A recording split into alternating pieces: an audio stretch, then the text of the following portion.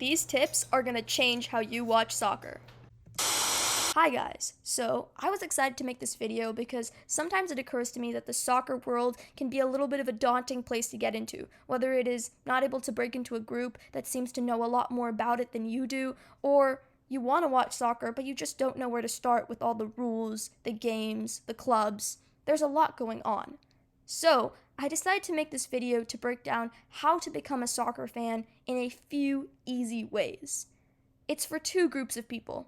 For those who want to become soccer fans for the future, and those who want to get the most out of tournaments like the World Cup coming up in just a few days.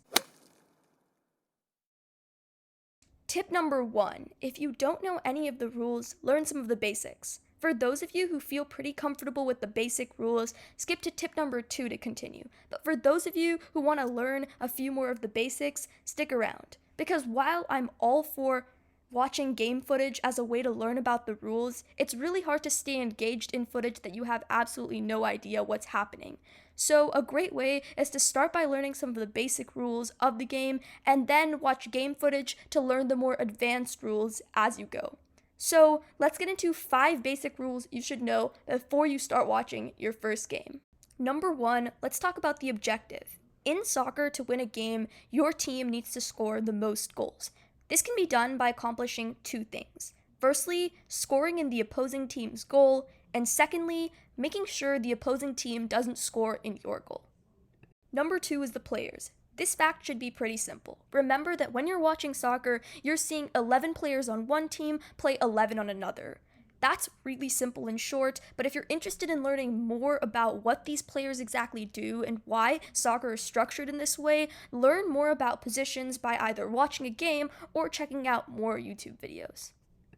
Number 3 is game time. Soccer is 90 minutes long with 2 45-minute halves, with a halftime break in between. Something that's really amazing is that those 45 minutes are ad-free, which is unlike many other sports like basketball and football. Number 4, restarts. Sometimes it can be confusing what the players are doing when the ball goes out. So let's break it down.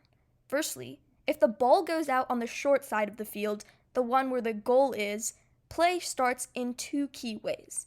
First, goal kicks.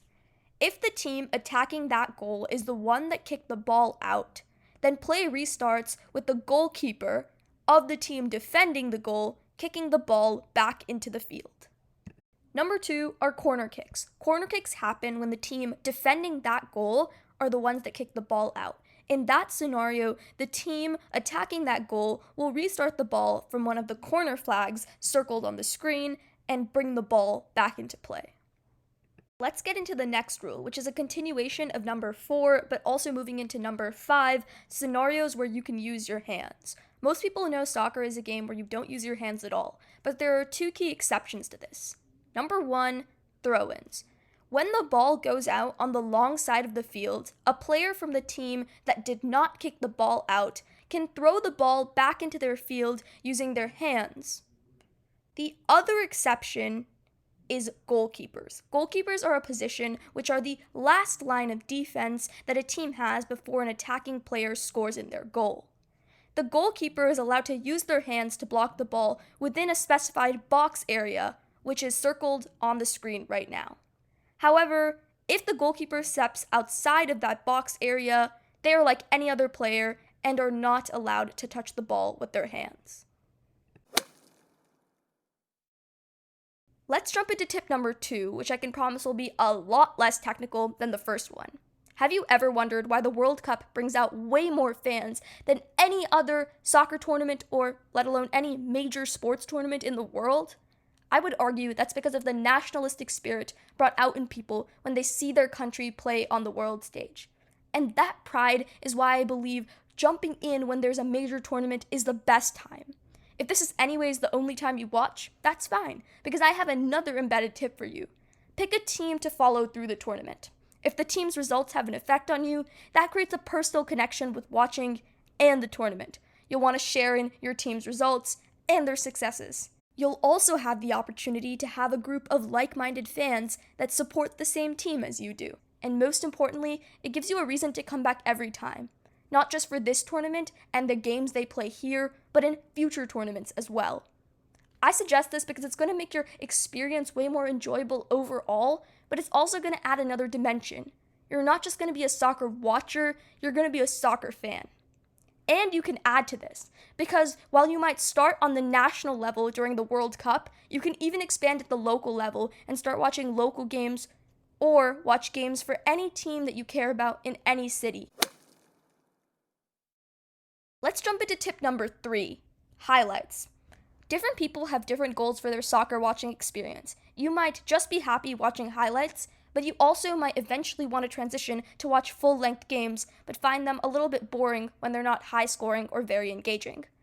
Highlight reels are a great place to start. That's because they always have the most exciting clips, especially the goals that happened in the game. Starting there is a great way to build your enjoyment for what's going on in the game, so you're eventually able to enjoy the game as a whole, all the nuances and parts that build up to those exciting moments you see in the highlight reels. Tip number 4, watch with other people. This is obviously a lot easier to do during a major tournament, but even when it's not, I highly recommend this, because it's a lot easier to get into a sport when you have a community around you. This can even be finding someone who is more experienced at watching than you are. This has 2 key benefits to me. Firstly, if you're watching with someone more experienced, you can learn more about the game by asking them questions. When you know more about the game, it's obviously a lot more fun to watch because you know what's going on at a higher level. But second, having that other person allows you to share your own thoughts and opinions and allow them to share those with you. That creates that communal experience that creates a much more lasting soccer community. Let's jump into tip number 5, which is really connected to a lot of the other things I've said, but is important to have on its own because soccer is more than just a game of robots playing, it's human beings on that field. And understanding the people on the field, both on and off, is a great way to have another level of connection. It humanizes the players, but also it adds another additional level of investment into the sport when you have that specific player you're watching for and that you care about. You can even follow that player into club soccer if you're initially watching them during a tournament, which also expands your soccer watching experience. But it also means you're there with the team and the player during both its ups and downs. So, whether you want to be a long-term watcher or just want to get the most out of the World Cup, I hope my 5 tips helped you have a better experience. If you want to learn more, go to the link in the description box to get World Cup updates and comment down below your tips for how to get into soccer. Thank you for watching.